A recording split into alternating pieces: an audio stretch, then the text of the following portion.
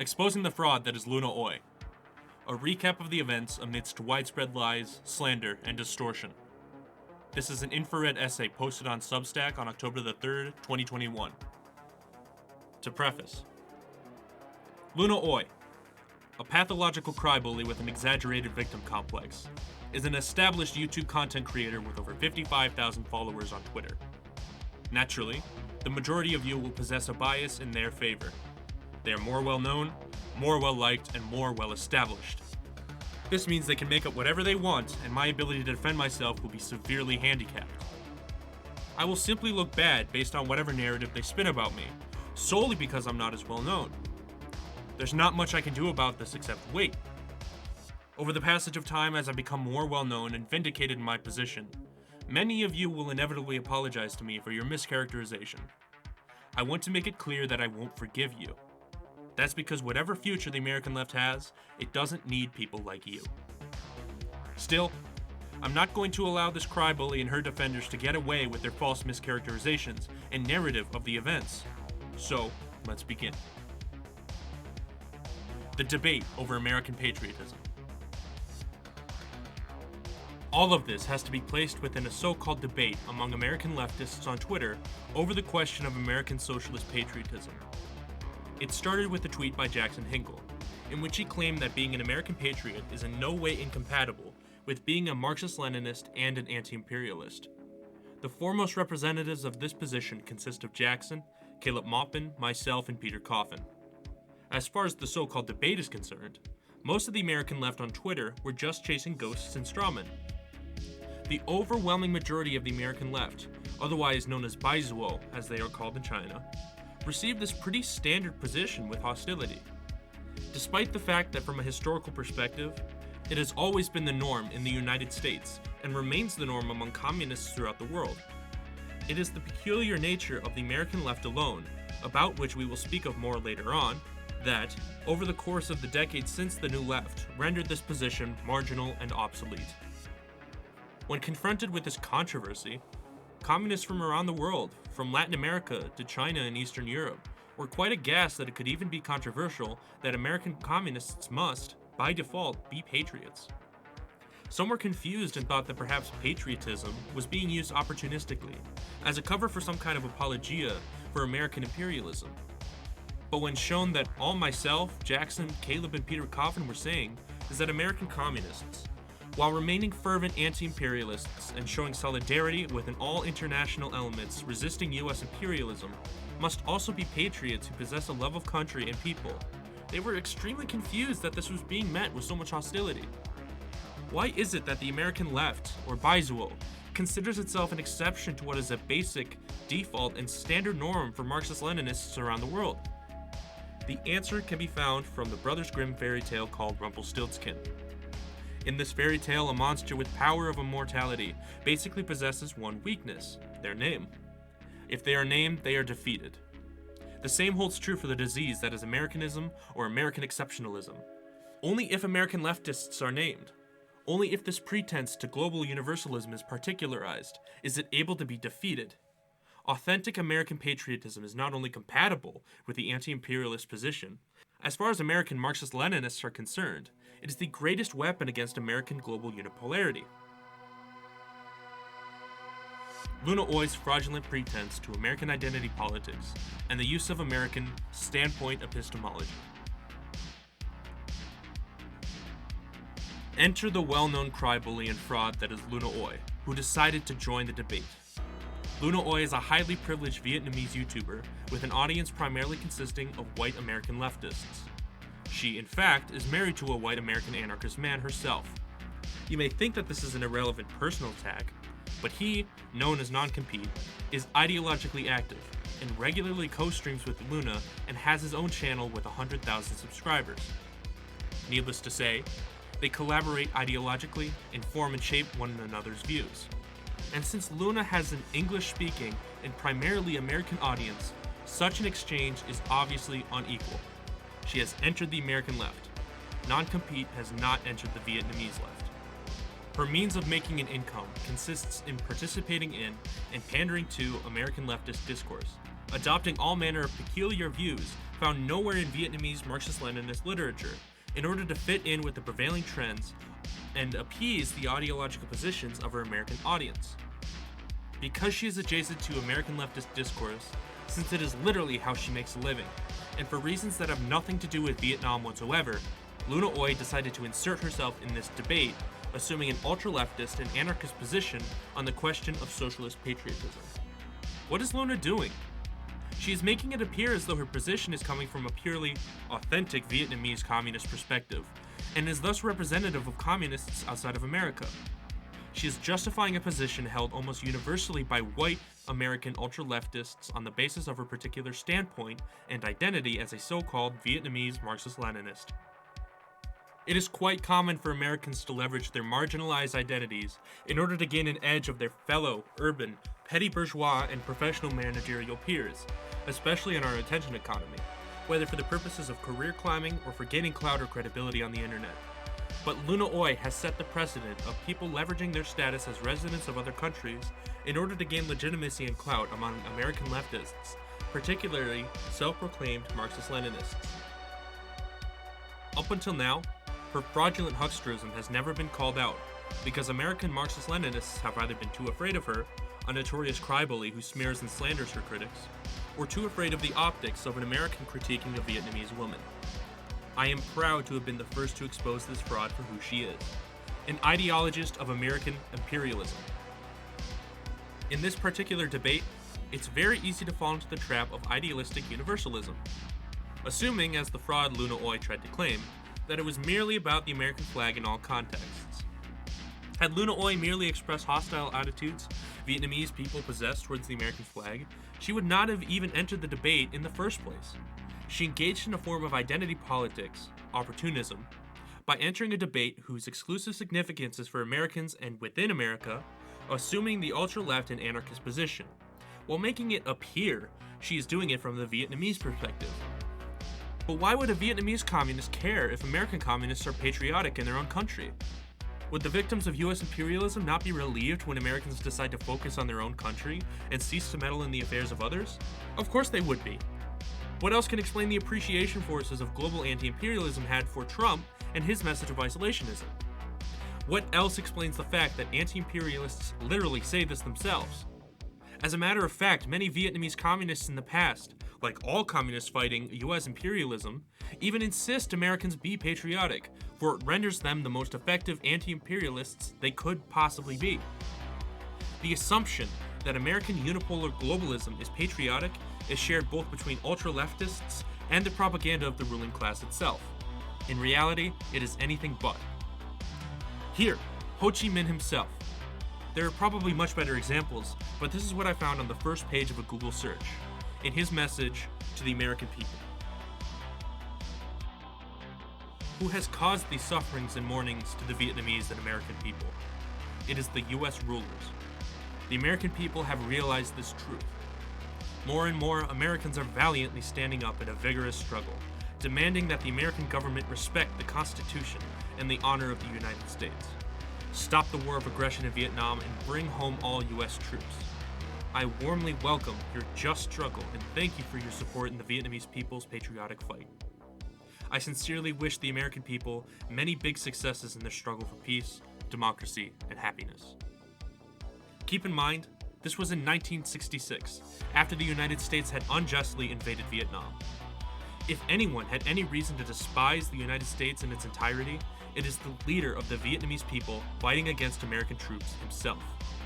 Yet, nowhere in his message does Ho Chi Minh claim that the American people must demand the abolition and deconstruction of the United States. On the contrary, he applauds those truly patriotic Americans who demand the government to respect the Constitution, the country's most sacred symbol and founding document, and honor the United States. Nowhere have the forces of anti-imperialism made the unreasonable demand that the progressive and democratic forces within America itself discard and abandon their own flag in a struggle to seize popular hegemony over the American people. Not within Vietnam or anywhere else. Only the American left itself, in its anarchist and petty bourgeois ultra-leftism, has made such a demand. Now, in certain contexts, the American flag obviously does represent US imperialism. How could it not? It is, after all, the flag flown in the American military itself. However, the error of American liberal universalism must be avoided. If Iranians and other peoples throughout the world burn the US flag, they are not making the universal declaration that the American people must themselves burn the flag. They are burning the flag because, so far as they are concerned, the representatives of the American state and country are their enemies. According to the American universalist perspective, every particular form of government, culture, path of economic development, expression of national feeling, or attitude is a universal standard and prescription under which all people, regardless of their unique and particular circumstances, must obey. It is difficult for the American leftists to grasp that Iranians who chant "Death to America" and the anti-imperialist American patriots can possess the fullest solidarity with one another.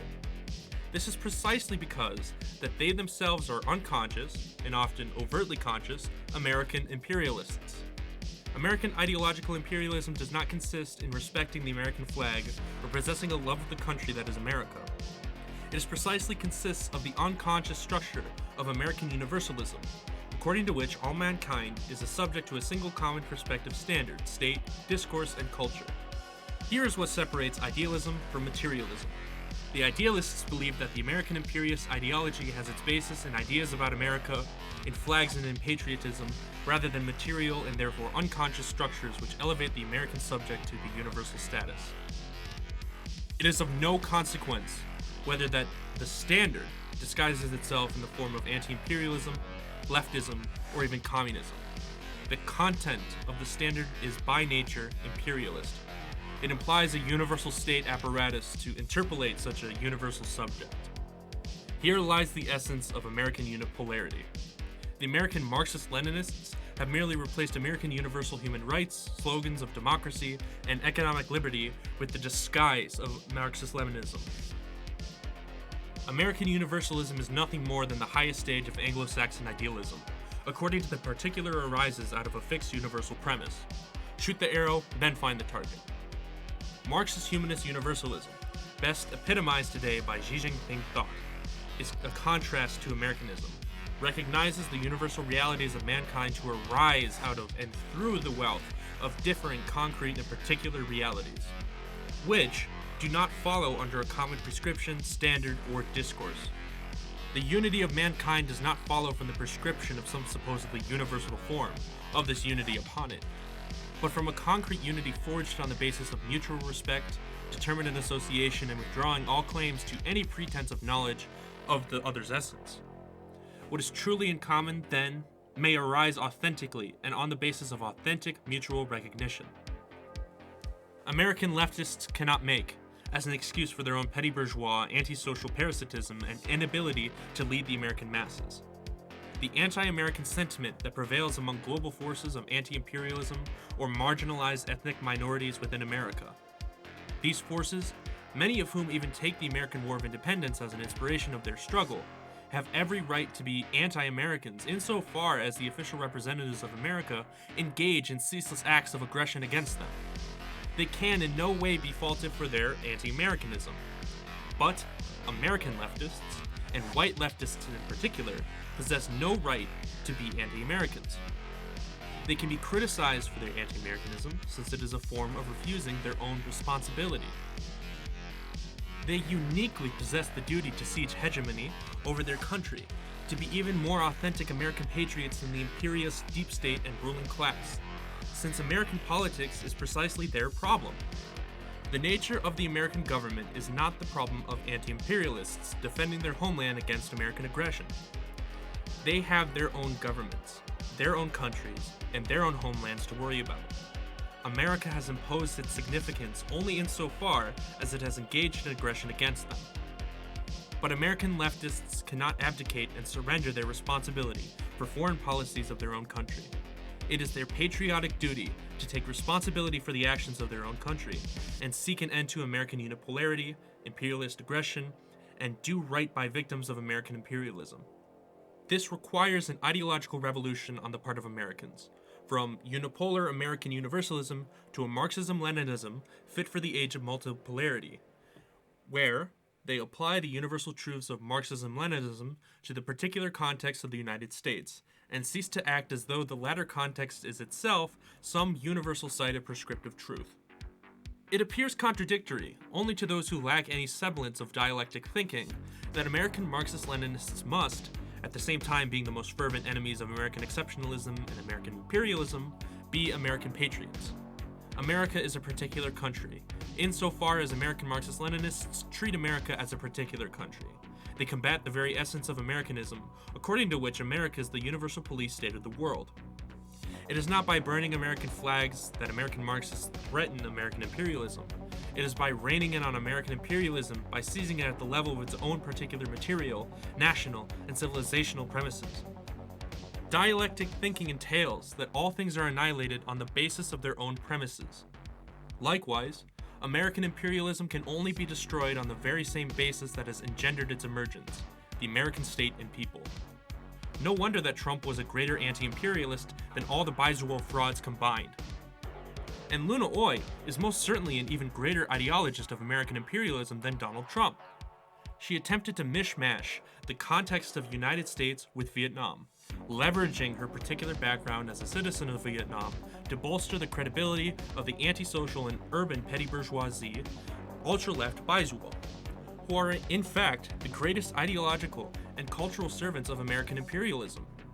She implied, in her tweet, that there exists a universal representation, in this case the American flag, that applies in all countries, in all contexts, and in all circumstances, subject to a common and universal moral perspective standard. She makes it appear as if there is a universal discourse, one prescriptive, standard, and moral among Marxist-Leninists in every country. But as every materialist understands, such a universal standard implies an equally universal institution in which it finds concrete and material instantiation. Perhaps it is the institution of Marx's International Working Men's Association. This no longer exists. Well, what about the Second International? It collapsed over 100 years ago. Is it the institution of Comintern? It too has been dissolved. Well, what about the International Meeting of Communist and Workers' Parties, or the IMCWP? Alas, this body has no prescriptive function or power over its member parties. We are anything but surprised to discover that, as a matter of fact, this institution consists in nothing more than the institutions of American unipolarity, in which such prescriptive standards and morality find real application across national and geographic differences. Herein consists the earthly premises of an airy-fairy discourse of Twitter leftists. Otherwise, what form can international solidarity take, beyond respecting the differences of circumstances and working to learn from one another on the basis of concrete association? How can the contexts of Vietnam and America be mishmashed unless both are subject to a common standard and therefore a common state? Vietnam is a sovereign country with its own government and its own people. Of course, anarchists reject in principle the sovereignty of governments. Twitter and YouTube are American corporations, and insofar as they possess international relevance, they serve the interests of American imperialism. Were we to leave it here, this would be enough to expose Luna Oi as a fraud and an ideologist of American imperialism. But we have not even arrived at the tip of the iceberg.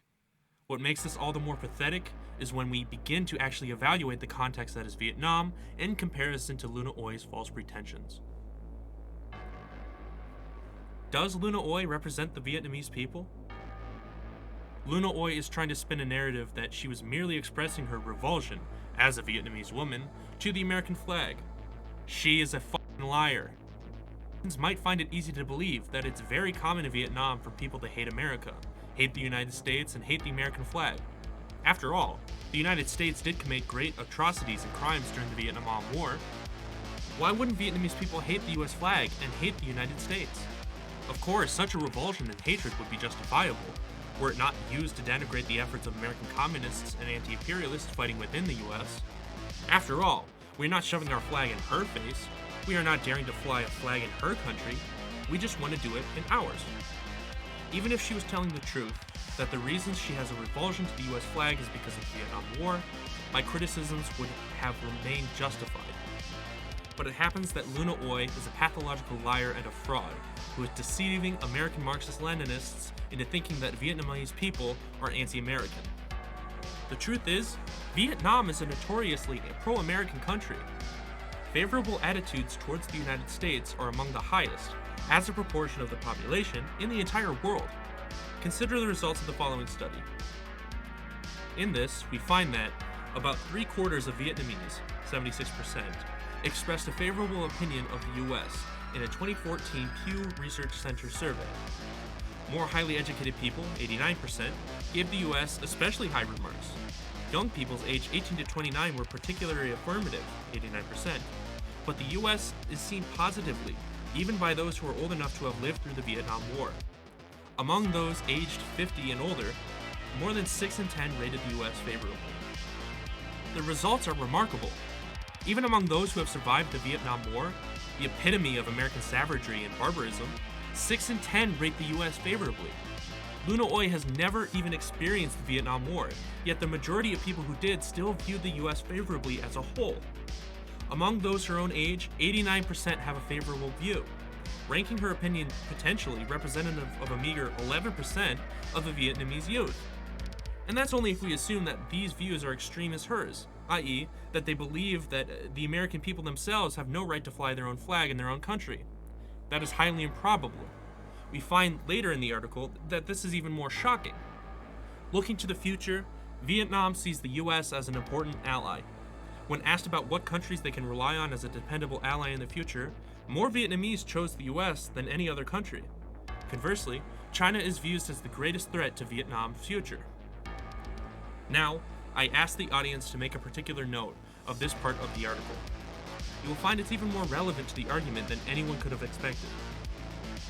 Some have pointed out that the study is old because it's from 2015.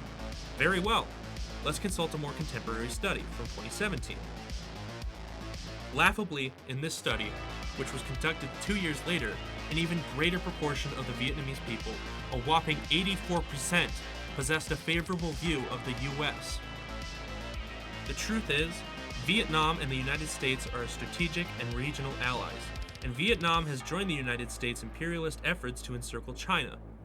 One of the reasons the United States is probably seen so favorably in Vietnam is because among the majority of Vietnamese people, China is seen as the greatest enemy, as a result of the decades of conflict following the context of the Sino-Soviet split. Consider this study.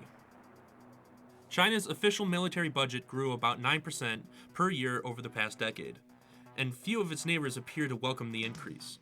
In South Korea, Japan, and Vietnam, countries actively engaged in disputes with China over military deployments or territory in the East and South China Seas, 9 in 10 or more think that China's growing military power is a bad thing for their country. 80% of Vietnamese believe China's power and influence is a threat to their country. Now, I recognize the complexities of the situation. Vietnam is its own country, with its own history, and has its own problems. And as far as I'm concerned, whatever problems China and Vietnam possess toward one another are problems they alone have the right to settle. I, as an American, have no right to take part in such a dispute. But the thing is, the majority of Vietnamese public sentiment welcomes and even invites a US military presence in the South China Sea, in order to deter China in a territorial dispute. In my position, as an American patriot, is that not a single American soldier and not a single American naval ship has any right to even exist in Asia. And yet this position would be considered extreme in Vietnam. Luna claims that it is her Vietnamese background that informs her position on the debate over American socialist patriotism, and the atrocities committed by America in Vietnam. Why then does she find herself in such an extreme minority among Vietnamese voices? Why then is American military presence a unipolar power encouraged by the government and the public? It is one thing to merely say that the flag is met with revulsion in Vietnam, but not even the American military is met with revulsion. Her position in no way represents the feelings and attitude of the Vietnamese public, which are even far to the right of myself, an American patriot. If Luna's revulsion to the American flag, which she has every right to be in her own country, is based on her Vietnamese background, why is the American flag displayed so liberally within Vietnam? Where is the revulsion on the faces of any of these people? Now, I take no issue if Vietnamese people want to burn American flags. They have every right to, and as an American, one of the many ways I take responsibility for the crimes my country has committed is by absolutely respecting the hatred and destruction of its symbols by those victims by our government. But contemplate the absurdity of Luna Oi's position. 1. Not only is she saying that Vietnamese people should hate the American flag, she is claiming American socialist patriotism is impossible because of her own experience as a Vietnamese woman. 2. All the while, Vietnamese people liberally and gleefully fly the same flag within their own country and possess among the most favorable attitudes to the United States of any country in the world. Her claim does not stand. Luna Oi did not live through the Vietnam War. She is not the only person in Vietnam who has had relatives experience it. It's even absurd having to type that out. According to American standpoint epistemology, we're just supposed to accept whatever she says is true, because it's her particular standpoint. But how does she reconcile her standpoint with the facts of overwhelming majority of Vietnamese people have a wildly different attitude than her? We could, of course, try to consult Vietnamese Marxist-Leninist literature. There, we may find the theoretical and ideological basis for Luna's position, but alas, we find nothing but emphasis on the importance of socialist patriotism, coupled, of course, with anti-imperialism. Nowhere do we find the view that American communists cannot be patriots. This begs the question, if Luna's views did not come from Vietnam, or the feelings of the Vietnamese people, where did they actually come from? Why non-compete must be brought up. Enter non-compete, Luna's white, American, anarchist husband. Many think that this is an irrelevant personal attack in a form of sexist misogyny that I insist upon pointing out his significance. Yet, non-compete is not some private partner in Luna's life. He is, as I said before, ideologically active and co-streams with Luna on questions of political, ideological, and theoretical significance. Some may think pointing out her husband's decisive influence on her worldview is a sexist attack. I reproach those same people with their hypocritical stance towards Grimes when news first broke out that she began to date Elon Musk. Grimes, who had previously been popular among leftists for her anti-imperialist stance, was condemned for dating Elon, and all of her subsequent new political, social, and cultural positions were attributed to the influence of her boyfriend. As we speak, right now on Twitter, the same leftists accusing me of sexism for pointing out non-compete are attacking Grimes for posing with the Communist Manifesto in a recent photo shoot, attributing this to the ups and downs of her relationship with Elon. What an unimaginable hypocrisy. Let us cast aside all these hypocritical and meaningless pretensions to the identity politics and accept the basic truth. It is not unreasonable to recognize that these people are influenced by their friends, their partners, and their spouses. And in this specific context, the nature of non-compete's influence must be highlighted to expose Luna Oi's fraudulent pretense to representing the authentic Vietnamese communist perspective. Luna Oi is entitled to every opinion she has, and deserves to be treated with respect on the basis of the content from that opinion. She can, obviously, marry whoever she wants to and shouldn't be criticized for her personal choices in life. But what I refuse to respect is her attempt to give credibility to her bizual positions on the basis of her own Vietnamese identity, attempting to deceive her audience that her positions, on the main, come from Vietnam. She is entitled to the voice of her opinion, like any other American leftist, but she, in practice, is nothing more than an American leftist. She is not a Vietnamese Marxist-Leninist. She is a Vietnamese woman who joined American leftist discourse and culture. She represents only herself, just like any other American leftist. Her Vietnamese background has no decisive significance or relevance as far as the position of American universalism she is espousing, beyond being used as a raw material to reinforce said position. This is the crux and essence of why she is a fraud. Not because, as some liars are attempting to paint my words into saying, that she has a white husband, but because she is pretending to speak on the behalf of Vietnamese communists. For those of you who found it outlandish that I accuse Luna Oi's perspective as being influenced and shaped, in part or in whole, by her anarchist husband, I refer to you the following evidence. This is a bizarre thing to claim for a Marxist-Leninist. It would be a heretical viewpoint within the Vietnamese Communist Party, and within every major Marxist-Leninist party in the world. Marxist-Leninists, from Marx and Engels themselves, to Lenin and Stalin, have made it very clear that the difference between Marxism and anarchism does not rest in some miscommunication, but is a real difference.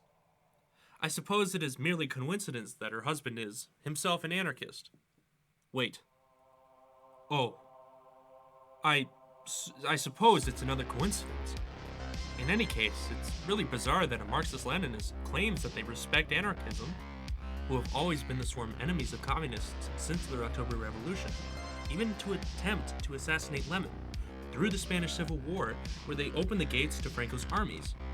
Not only do they respect anarchism, they do so more than most MLs. What? The majority of Marxist-Leninists exist outside of America. Her own country contains a sizable proportion of those same Marxist-Leninists. She respects anarchism, however, more than most MLs. Maybe she slipped and meant to say more than most American MLs. But why, then, pretend to speak from a universal position? Why does she pick and choose when she wants to confine herself to the context of American left, as opposed to Vietnam? But I suppose that has nothing to do with non-compete. We are supposed to believe that in Vietnam such views are widespread amongst communists and among members of the Communist Party. Oh, but wait. Surely this too is a coincidence. Why would a Marxist-Leninist say such a weird thing? Where in Marxist-Leninist literature does one find talk of flat hierarchy? In On Authority, Engels makes use of a simple example of a hierarchy of a sailing ship to point out its importance. I guess according to political correctness, we cannot accept the plain-faced truth and fact that she is saying this bullshit because her husband is an anarchist. Our eyes are lying to us, apparently. Let's even assume that it has nothing to do with her white American anarchist husband. Does that even make a difference? The view does not originate from Vietnam, but from American popularizers of anarchist ideology on the internet, be it among her own audience or among other American leftists. Only in Anglo-Saxon countries or on American corporate internet is trendy to be sympathetic to, interested in, or affiliated with anarchism. And with the American corporate internet, it is primarily among the Anglo-Saxons themselves that you find anarchism to be a popular trend. Need evidence? Take a look at these findings from the internet search trends. Let's just call a spade a spade. Luna Oi's stupid, ultra-leftist views do not come from Vietnam and probably were influenced by her husband. Obviously, she has found a way to independently accept these views as her own and rationalize them. But the difference between her and other Vietnamese communists is that the latter, in the main, aren't married to American white anarchists. When faced with Luna Oi's decisive pretense to being a Vietnamese Marxist-Leninist, you cannot, in good faith, ignore this decisive fact. If she doesn't want people to ever bring it up, she needs to own up to the fact that she only speaks for herself, and needs to stop leveraging identity politics as a Vietnamese woman to justify her ridiculous ultra-leftist views, when they are indistinguishable from her white American husband. Let's be very clear about something. Non-compete has more revulsion to the US flag than probably even the most anti-American Vietnamese communist. He's an anarchist. Anarchists, in principle, reject states, reject nations, and reject flags. More importantly, the flag of their own country. That isn't because they're authentic anti-imperialists. It's because they are antisocial, declassed f***ing losers, because their own mediocrity harbor great resentment against their families and the society in which they live. Anarchism is the most quintessentially American ideology. It is an abstract and ceaselessly indeterminate negation, claiming to be beyond all determinate and concrete realities. The only successful anarchist revolution in the entire world has been the emergence of the United States as the foremost unipolar power of the world, overturning the customs, traditions, and civilizations of the people of the world, destroying states wholesale like a blind and reckless juggernaut, and imposing wholesale American culture, ideologies, and notions of human rights upon all peoples, regardless of particular circumstances, conditions, and histories. America is the only state in the history of the world that has elevated abstract and indeterminate subjectivity to the status of state power, and now it elevates the whimsical hither and thither of American public subjectivities, fueled by the Wild West that is the spiritual animal kingdom of mass media. From the George Floyd protests to the LGBT sentiments, to the status of being premier global sovereigns that impose their significance with near absolute military might. What is more anarchist than this? Phenomena that have their basis in thin air, in pure, undiluted subjectivity and morality, elevated to the supreme power of the world. We, American patriots, are patriots precisely because we want to put an end to this anarchist madness that is Americanism, to finally deliver the American people to their own substantive and concrete reality, to finally forge a state by and of and for the people, to the people as they really are, and not as we morally demand them to be. To the people in their material reality, their history, their tradition. We take as our foremost inspiration the experience of socialism in China, accumulating in Xi Jinping thought, the most advanced form of the development of Marxist-Leninism in the 21st century. Luna Oi's Americanism makes itself abundantly clear when she adopts the exact contrary stance, that American leftists must dwell in the unhappy consciousness that is Americanism. She thereby contributes to the emboldening and empowerment of American imperialism more than any agent of the State Department can dream of. It is precisely self-denial and self-negation that fuels the ideological apparatus of American imperialism, by which BLM and LGBT flags, not the American flag, are now its foremost symbols globally. We are not long from the days that the works of Jay Sakai will be weaponized against the People's Republic of China, with the charge of settler colonialism being levied against the Han in Xinjiang and Taiwan. The circus that is American left is a Darwinian vacuum that selects only for the greatest weapon of American imperialism, which inevitably makes their way to the top. Do you think this is exaggerated? Perhaps a bit overblown? Have you looked at this tweet from Luna made in January of this year? Luna claims her views changed and that she was misread because of the Vietnamese language. There's a difference between the use of the third and first person words or something.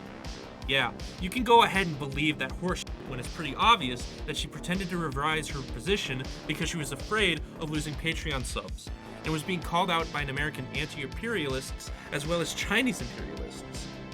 She also lied and claimed that she doesn't remember, and that she thinks it could be from years ago or 2019. No, it was from the 23rd of January of this year.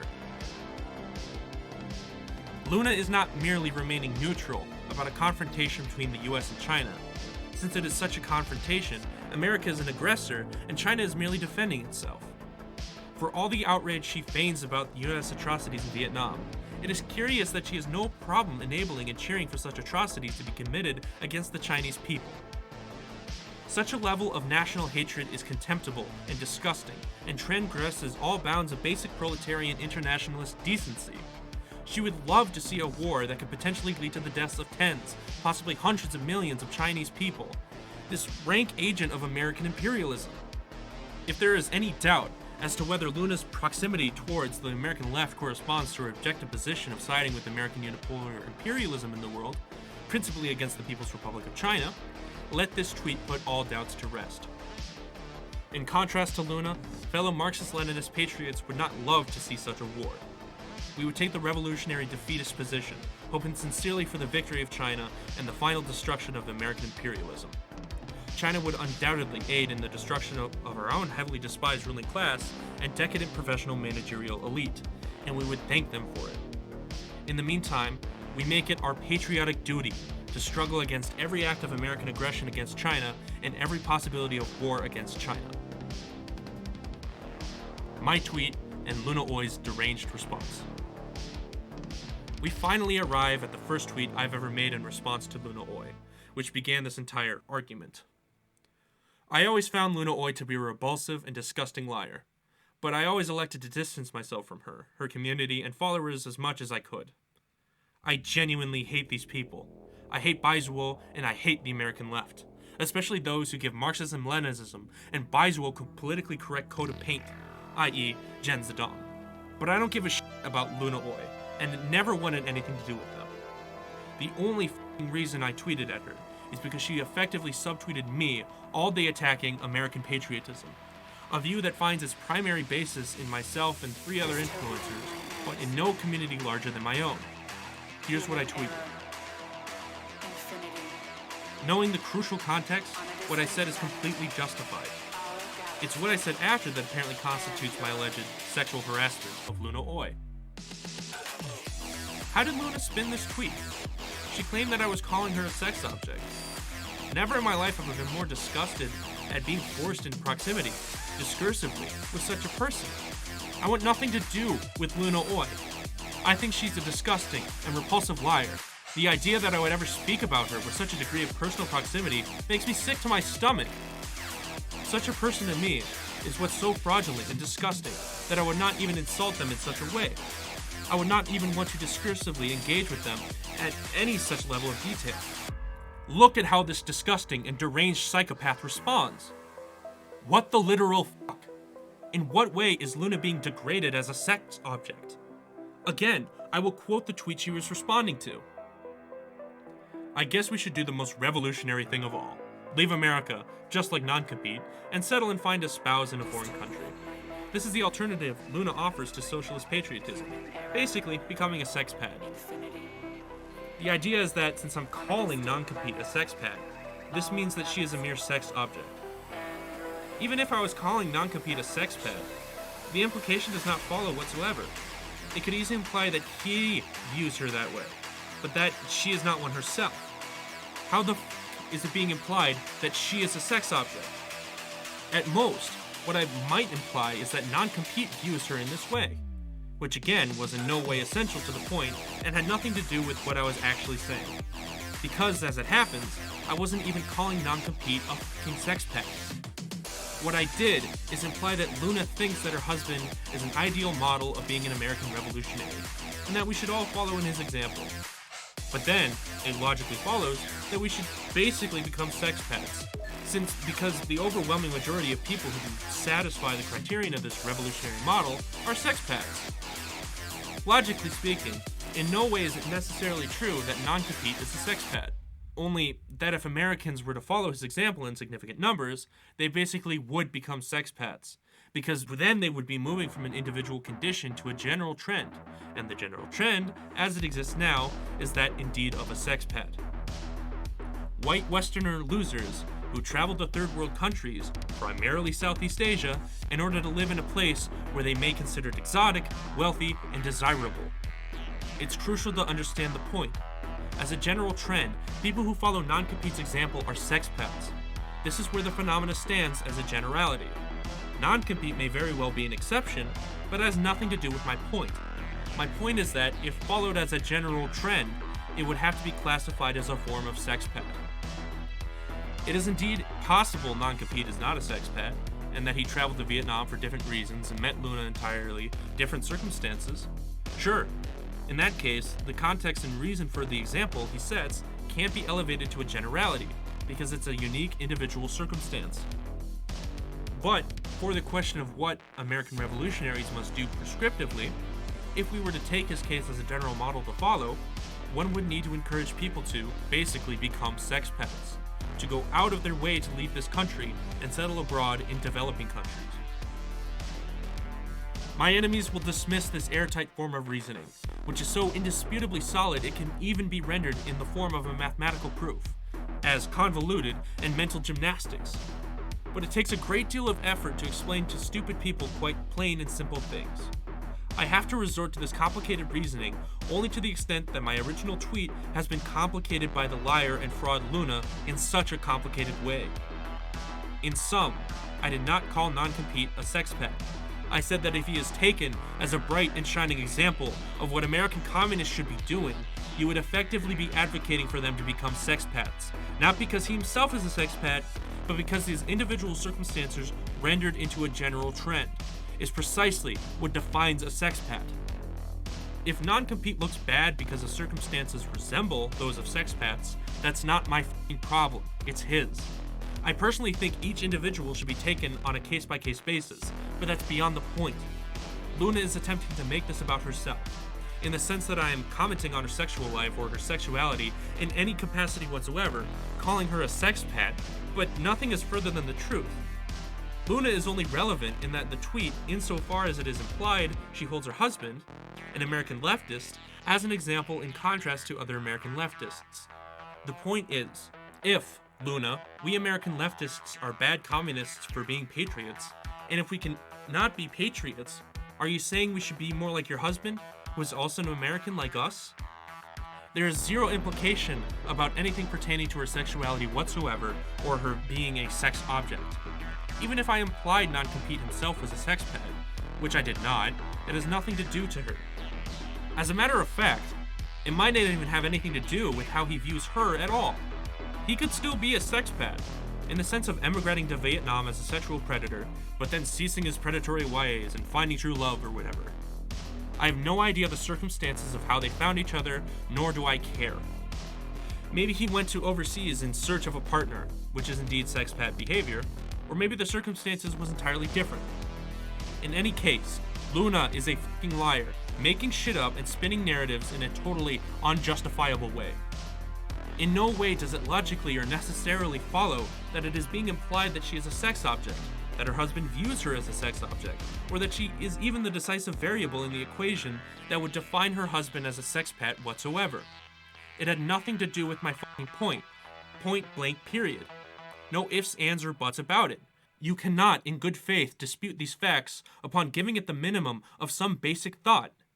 She made that bullshit up entirely by herself. Just when you couldn't think it could get any worse, look at what this lying, depraved, sociopathic, and self-aware fucking liar says. Okay, audience. Maybe you could maintain the bad faith position of agreeing with Luna that, by implication, I imply that she is a sex object. Maybe you could maintain that if you were extremely bad faith and or too stupid to understand what I actually said. But this? Can you really justify her bizarre, deranged, and unhinged accusation here? That I am weaponizing the trauma of US soldiers and tourists to rape and sex traffic her people? Her being Vietnamese isn't even essential to the point. If she lived in Thailand, it wouldn't have made a difference. How am I weaponizing this trauma? By saying that if American leftists follow in her husband's footsteps, they are basically becoming sex pets? Shut the fuck up, Luna Oi, you fucking liar and deranged psychopath. But this is a pattern you'll notice quite often with Luna. Because of feedback mechanisms with her Baizuo snowflake audience, Luna has learned to weaponize self-victimization and exaggerate it to the highest extent in order to feign sympathy and make her audience feel tasked with the duty of protecting her. From a psychoanalytic perspective, she is endowing her audience a path to earning recognition by making them feel like they are being heard and appreciated by protecting the delicate and innocent Luna Oi from evil, mean monsters like myself. The basic formula and trick is that she takes a single minimally critical or hostile response to her views and blows it so f***ing out of proportion to the point of invoking indignation in her audience Baizuo cucks and Karens. She's a classic crybaby, attempting to silence and deter the minimum of any criticism by leveraging the most scandalous and proximate personal details of her own life and own being so as to appear vulnerable to her audience, so as to make it appear that monsters, such as myself, are making her as such. She is used to this positive reinforcement from her audience of white American cucks, who enable her deranged and infantile behavior. She is like an 150-foot-tall crybaby infant waddling their way through a city, leaving wreckage and disaster in her wake, while an army of cucks and Karens attempt to console and calm her. She simply should not be on the fucking internet. She doesn't have a thick enough skin, and her cultish audience of deranged cucks enable this. And I know that's rich coming from me, a guy who always yells at people, but that's the thing, I just yell, or I take a break.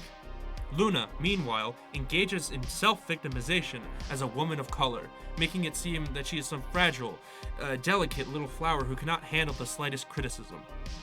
Why then does she insist on being treated as a serious Marxist thinker if she insists on being treated like a child as well? Take, for example, her blowing up at this random tweet with 0 likes. This tweet had 0 likes. No one even paid attention to it. Had she blocked this guy and moved on, nothing would have happened. But she turned herself into a victim and feigned outrage from her gullible cuck Karen audience as if it represented some general trend initiated by me. Imagine if I isolated every comment made about me and used it as an example of some general trend. So f***ing stupid. Just look at the responses. I'm so sorry, Luna. You have 55,000 Twitter followers and you found one negative tweet with 0 likes? Such a f***ing victim. There are so many examples of Luna blowing shit out of proportion and feigning outrage of the smallest shit, followed by endless replies of her cuck audience tweeting, "I'm so sorry this happened to you, Luna," Wow, what a poor victim. I bet all of the Vietnamese people who live far below Luna's comparatively rich lifestyle would never want to trade places with someone who sits on their f***ing ass and panders to American leftists for a living on YouTube, collecting Patreon subs for appealing to American id-pol fetishizations of a lesser privileged background. The price of having to face critical Twitter comments is just too high. Grow the f*** up. It's the f***ing internet, you f***ing cowards. You are not being victimized because you are being called out for your fraudulent hucksterism on f***ing Twitter. Just log off. I deal with constant hate, harassment, and stalking every day. Now with Luna's viewers added to the mix, and I still manage to get out with feigning sympathy for my f***ing viewers every f***ing day from the smallest criticisms. Since when do serious Marxist-Leninists, who are supposed to be tough-minded and thick-skinned revolutionaries, start crying and feigning outrage over f***ing tweets on Twitter? Since when does this warrant our outpouring of sympathy? Especially given what f***ing tweeting did to her disproportionate cry-bully response. It's afterwards that everyone started to lose their shit. They started to lose their shit, keep in mind, because they didn't understand the critical f***ing context behind the encounter in the first place. In the same tweet thread. Oh no. So horrible. So sexist. So racist. So vile. The adjectives keep on coming. When will they run out? So fascist. Nazi. Evil. And like that, all of left Twitter erupted in a storm of indignation and outrage. How dare he? Here are some of the hilariously dishonest and fraudulent narratives that got spun because of this. How's it saying that interracial marriage is bad? How's it saying that POC women are cheaper and less valuable than white women? How's it saying that POC women are not allowed to date white men? What an incel! How's it sexually harassing Luna? How's it claiming that Luna is a sex slave? No, you stupid, worthless, brain-dead NPC scumbag. I neither said nor implied anything of that sort. Every single narrative that you spun about me is a lie. It was Luna who brought up identity politics in the first place, by trying to claim that no woman of color will ever trust me. I was merely canceling out her fraudulent appeal to the identity politics, by pointing out the fact that her fucking husband is white.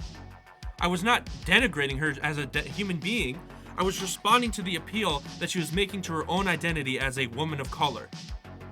This appeal was clearly fraudulent, because the position that was in dispute in the first place renders her background as a woman of color absolutely inessential. If this is about her being a woman of color, why is her position f***ing indistinguishable from her white anarchist husband? The added context makes it very clear what I meant. Her position is that of an American universalist subjectivity, something that originates in white people and white men. Her audience is mainly American and white. Her husband is a white anarchist.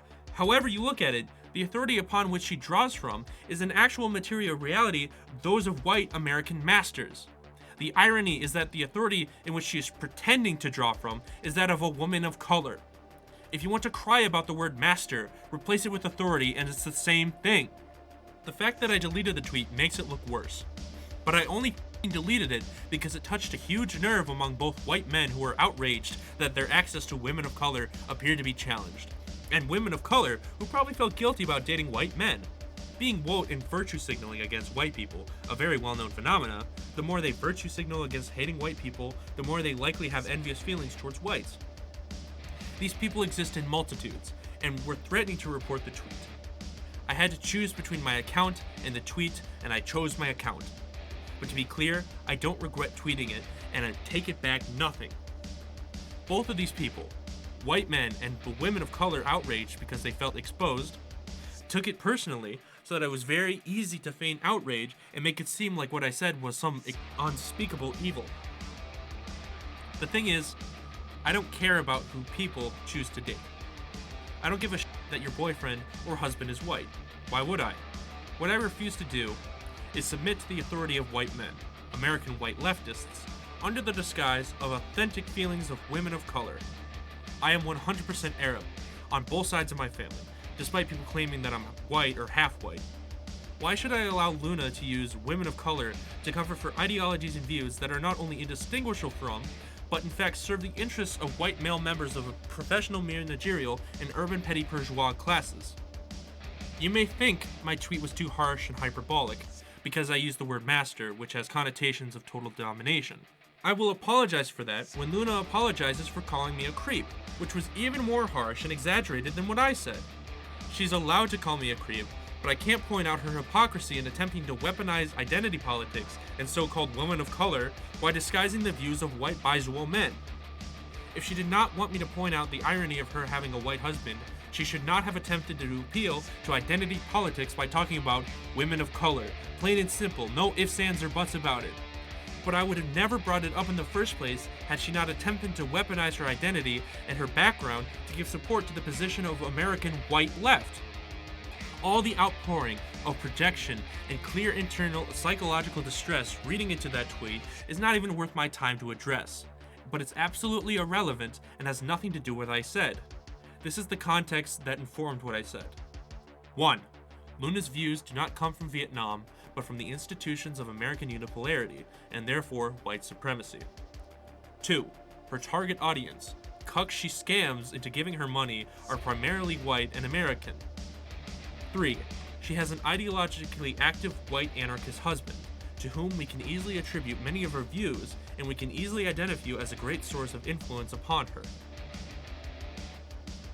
In the tweet, it seems like I am saying that all women of color who date white men have white masters just because they're dating white men. But when you add the entire context that formed the basis of the encounter in the first place, you find that it isn't the case. I'm not accusing her, and women of color like her, of having white masters just for dating white men, but for the necessary context of espousing the views that originate with and are indistinguishable from those of white leftist men. And I wouldn't have pointed that out either, were it not for the fact that she attempted to weaponize her identity as a woman of color and speak for all women of color in the first place. Because there is a crucial detail here. Not all women of color carry water for white men. She had no right to speak for women of color in general, because she happened to be a woman of color whose views are indistinguishable from those of any bisexual American leftist man, like her husband. Most Arab men like myself, and most other non-white men, are not bisexual. We hate political correctness, and we hate American leftists. We are unashamed of being men. We will not be bossed around by any politically correct woman of color trying to impose the authority of white political correctness upon us. Cry about it.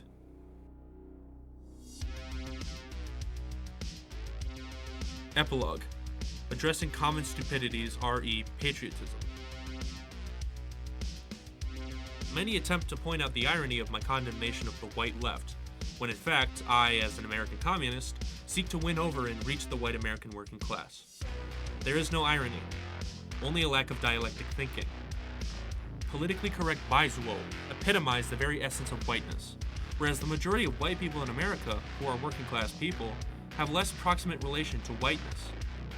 Whiteness is defined by the absolute formal purity of the subject of Anglo-Saxon metaphysics. But the overwhelming American working class whites have a sense of substantial culture, family, belonging, tradition, spontaneity, and humanness. The essence of whiteness is being a snowflake.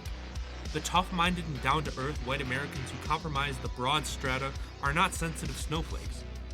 White prejudices and racism may preponderate among many of them, but in contrast to the bisexual, it does not absolutely define them. They are more than that. Conversely, the bisexual white leftists are only white. That's all they are. They are a parasitic and cancerous outgrowth of the American people, and specifically white American people, and every expression of white guilt, white self-hatred, and identity politics they appeal to, including fetishizing indigenous people and claiming that the United States must be destroyed. It is a form of class warfare by the urban petty bourgeoisie against the rural working class. This is the plain-spoken truth of the matter. The dispute is not between white people and people of color.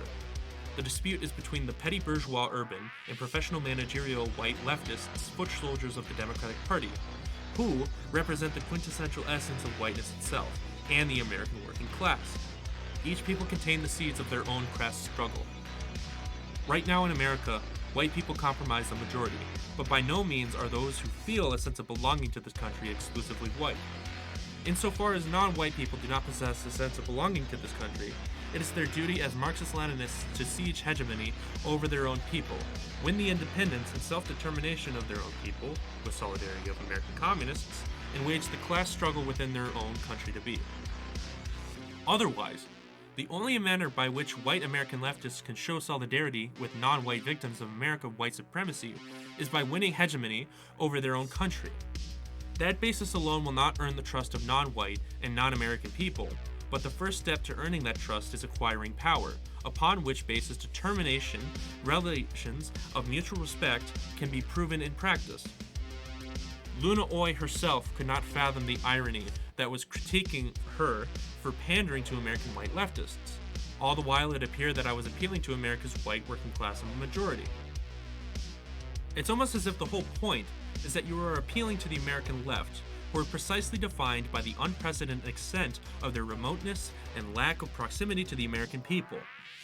It's almost as if the entire point is that class struggle exists with and among Americans, between the bourgeois left and the broad strata of working people.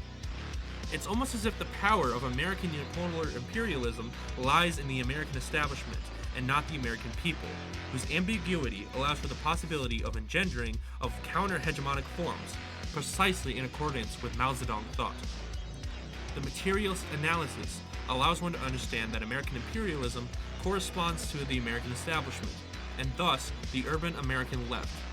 Urbanity taking as its premise not the authentic being of the people, but rational, calculated, and often state or corporate-based reflexivity. In order to pander to a people, you have to pander to their established forms, rather than giving authentic form to the real content. Luna engages in the form of behavior by pandering to the established and reflexive form of the American people in the form of the American left. I merely give the American people the materialist benefit of the doubt, that they may be open to the possibility to an alternative to the establishment, principally as it takes the form of a two-party system. I think communists can be given authentic expression to the interests of the American people better than the establishment can. Since the establishment is ideal and the American people are material, materiality is always latent with possibilities unaddressed and unconsolidated by the ideal form. Yet in order to engage with the American people, one has to engage with their material realities, among which, being the state which they are form apart, it is the actual material reality. Yes, many crimes are committed in the name of the American flag, but is that all that means? Do the American people respect the legitimacy of the American flag because of ideal prejudices of Luna Oy and other American leftists? Or is there a deeper, more fundamental material reason? Do they necessarily and materially believe that the American flag must stand for American imperialism and all the crimes of America's history? Or might it be more ambiguous? Might it also mean a lack of acknowledgement of a common country, a common history, common tradition, and common principle? Is that republic by, for, and of the people? Communists such as myself, following the precedent of all communists in history, choose to elect the latter view, following from the teachings of Mao Zedong to possess trust and faith in the people. On the issue of land back versus land reform. Quickly, and for the 1000th time, Luna Oy, the fraud, is making it out to seem that myself and other American patriots who oppose land back oppose indigenous people being given land back. We don't.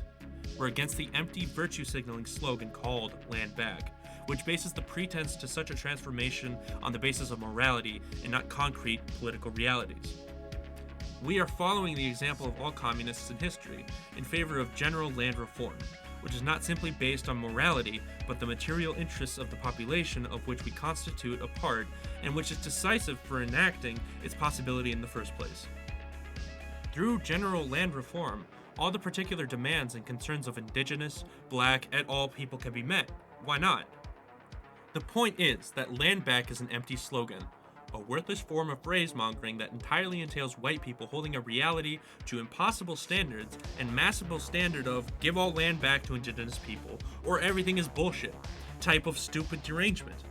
Land reform means the general redistribution of economic space, or land, to the American people, and is thus an opportunity to do the right thing by indigenous people wronged through broken treaties, as well as black peoples who were never given 40 acres and a mule as promised. But land back, in the context in which this phrase is used, is an empty form of virtue signaling, in which white leftists make a demand of something on the basis of pure morality, without addressing the material premises behind the political and demonic forces that would make the enactment of such demand possible in the first place. A typical form of anarchistic stupidity, and it's no wonder that the lying, cowardly fraud that is Luna Oi is pushing for it so hard. We are not against land back. If it was something that was actually going to happen, we'd be for it. We know it's not going to happen. The only thing that's going to happen is that white leftists are going to virtue signal in a cringe and disgusting way. We are not concerned just with the hypotheticals about what should happen, but what can and will happen. Infrared Rising.